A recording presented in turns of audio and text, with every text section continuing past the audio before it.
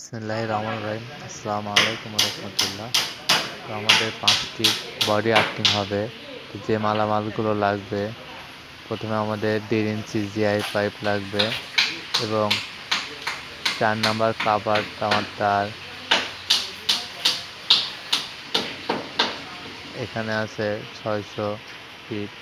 তো 1.5 ইঞ্চি cup socket লাগবে উপরের মাথা বন্ধ করে রাখার জন্য।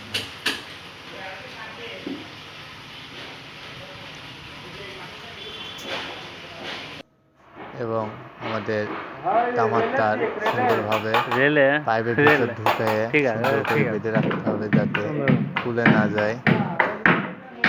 খুলে গেলে নামানোর সময় সমস্যা হবে। তো আমাদের বোরিং কমপ্লিট, আমরা এখন নামাই দিচ্ছি পাইপ।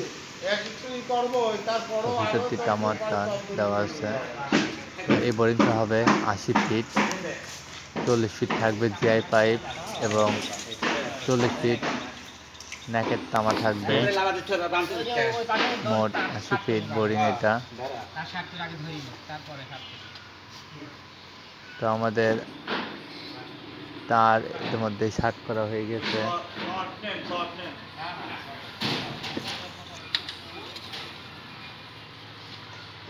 এখন নামাই দেওয়া হবে। ওই পেশা রাখলে সেফ থাকবে না, বুট দেওয়া যায় ভাই।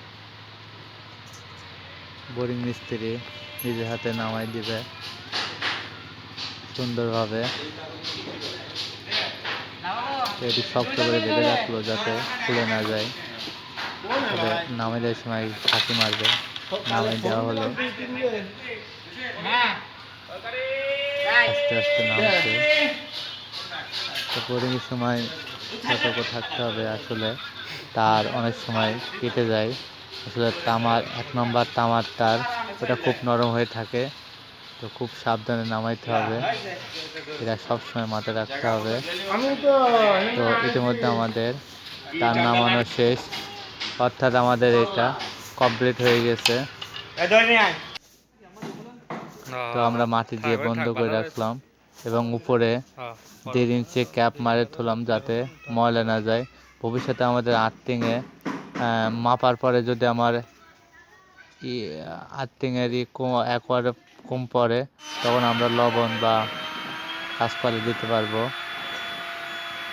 তো এখানে আমাদের একটি করে চেম্বার হবে, আর তারগুলো যাতে না হারায় যায় এই কারণে আমরা বস্তা ভরে আপাতত ঢেকে রাখবো।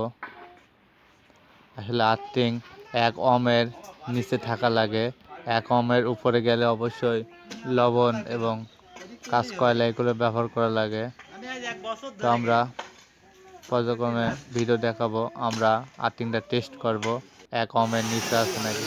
আজকের মতো ভিডিও এই পর্যন্ত। আপনার সবাই ভালো থাকবেন। আসসালামু আলাইকুম।